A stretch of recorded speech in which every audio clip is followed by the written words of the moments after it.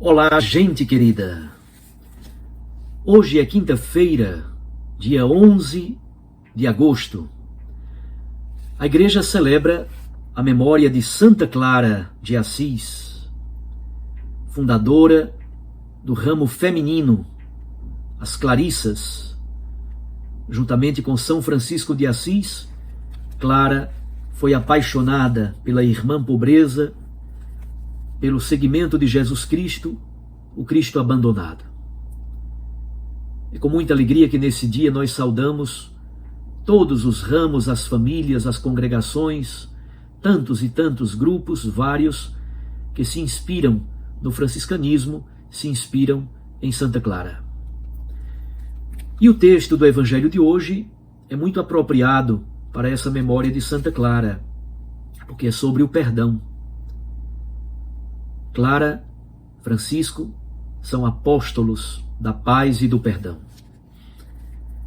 Mateus 18, versículo 21 até 19, versículo 1. É a conclusão do discurso sobre a igreja no Evangelho de Mateus. Naquele tempo, Pedro aproximou-se de Jesus e perguntou: Senhor, quantas vezes devo perdoar se meu irmão pecar contra mim? Até 7 vezes? Jesus respondeu: Não te digo até 7 vezes, mas até 70 vezes 7. Porque o reino dos céus é como um rei que resolveu acertar as contas com os seus empregados. Quando começou o acerto, trouxeram-lhe um que lhe devia uma enorme fortuna. Como o empregado não tivesse com que pagar, o patrão mandou que fosse vendido como escravo, junto com a mulher e os filhos e tudo o que possuía, para que pagasse a dívida. O empregado, porém, caiu aos pés do patrão e, prostrado, suplicava: Dá-me um prazo, e eu te pagarei tudo. Diante disso, o patrão teve compaixão, soltou o empregado e perdoou-lhe a dívida.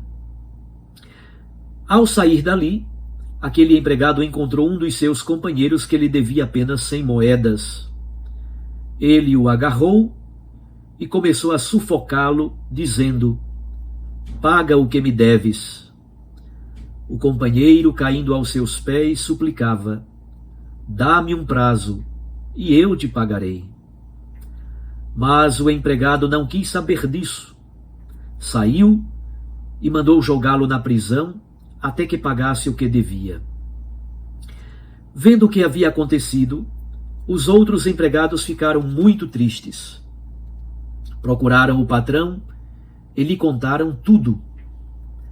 Então o patrão mandou chamá-lo e lhe disse: Empregado perverso, eu te perdoei toda a tua dívida porque tu me suplicaste.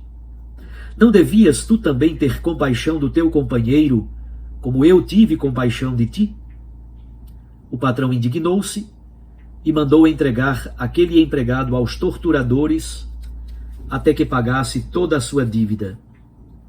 É assim que o meu Pai, que está nos céus, fará convosco, se cada um não perdoar de coração ao seu irmão. Ao terminar estes discursos, Jesus deixou a Galileia e veio para o território da Judeia, além do Jordão. Palavra da salvação. Glória a vós, Senhor. Minhas irmãs e meus irmãos, toda a reflexão de Jesus sobre o perdão, recordemos, estamos no discurso sobre a igreja. Já vimos a primeira parte do discurso, o cuidado de Jesus com os pequeninos, com os pobres, com a correção fraterna. Hoje, nesta segunda parte do discurso sobre a igreja, sobre a comunidade eclesial, obviamente a temática central é a arte de perdoar.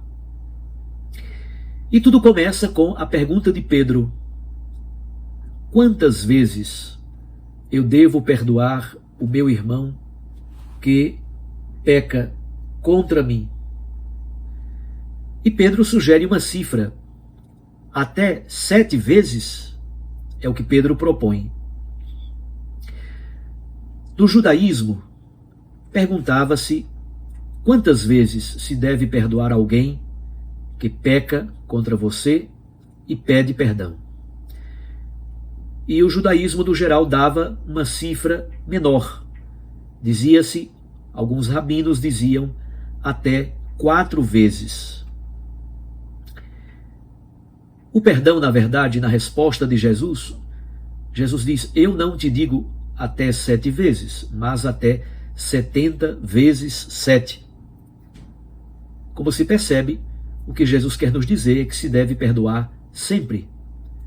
O perdão deve estender-se até onde chega o desejo de vingança.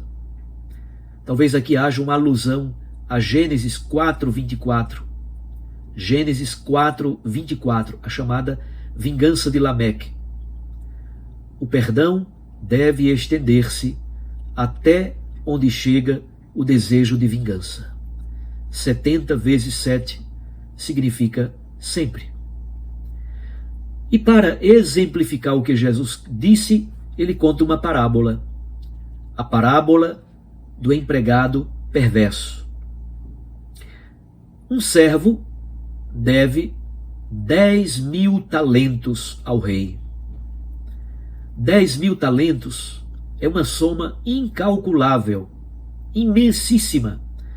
Corresponde a 10 milhões de denários. É uma soma que não se pode pagar absolutamente. O denário é uma moeda e era a paga de um dia de trabalho de um trabalhador braçal. Pois bem, aquele servo devia 10.000 talentos, 100 milhões de denários. Devia milhões. E seria absolutamente impossível de pagar.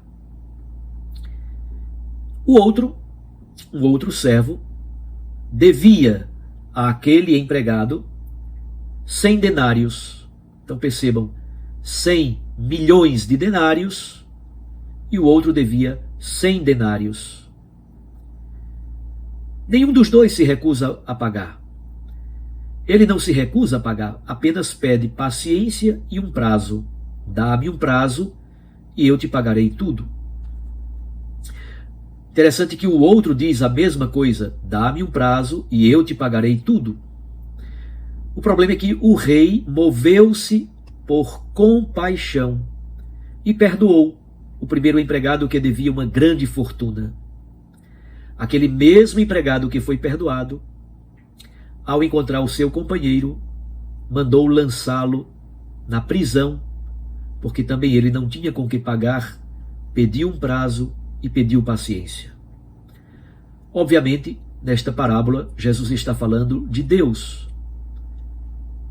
Se Deus perdoa generosamente, com compaixão, com misericórdia, Deus perdoa as nossas maiores dívidas, os nossos maiores pecados, nós também não podemos negar o perdão ao nosso irmão. Na verdade, nós poderíamos dizer, nós somos uma comunidade de perdoados. Um dia, nós recebemos o perdão de Deus. Mas no outro dia, nós somos chamados a perdoar. Somos uma comunidade de perdoados. Somente quem experimenta a graça do perdão, a graça da misericórdia divina, pode entrar nesta escola da compaixão, da misericórdia e do perdão. Aliás, nós rezamos todos os dias no Pai Nosso, perdoai-nos as nossas ofensas, assim como nós perdoamos a quem nos tem ofendido. A atitude do rei, a atitude do patrão é a atitude da compaixão e do perdão. Mas o empregado que foi perdoado deveria imitar o Deus que perdoa. A atitude inicial de compaixão se transforma exatamente por causa da dureza daquele empregado que não aprendeu nada, não aprendeu a lição do perdão. Não devias tu também ter misericórdia e perdoar o teu irmão? A parábola vai até o versículo 34. O versículo 35 é uma aplicação da parábola. Aquilo que o Senhor fez comigo, perdoando-me minhas ofensas, meus pecados, é um princípio fundamental para o meu comportamento diante do meu irmão. Essa é a justiça do Espírito Santo, é a justiça do reino, é a justiça do Filho de Deus. Assim, ao terminar esse discurso sobre a igreja, nós meditamos sobre reconciliação com o adversário, acolhida ao pequenino, procurar quem está perdido, corrigir o culpado com amor e misericórdia, perdoar o devedor, ter misericórdia e oferecer o dom do perdão. É a justiça não retributiva, é a justiça do reino que Jesus veio instaurar. Finalmente, o discurso se conclui em 19, versículo 1, é a conclusão do discurso de Jesus sobre a igreja. E aí há uma mudança geográfica. Ele sai da Galileia e vai para a Judeia, a caminho de Jerusalém, a caminho da paixão. Um amor que não perdoa não é amor verdadeiramente cristão. Há uma grandeza imensa de Deus que perdoa até mesmo as nossas dívidas incalculáveis, os nossos pecados mais escabrosos, e Ele nos insere na sua escola de perdão. Peçamos a grande graça ao Espírito Santo de aprendermos a pedir perdão e também a oferecer perdão. Um abraço. Até amanhã, se Deus nos permitir. Recorde, a palavra aquece o coração e a Eucaristia nos lança para a missão. Eu os abençoo, em nome do Pai, e do Filho, e do Espírito Santo. Amém.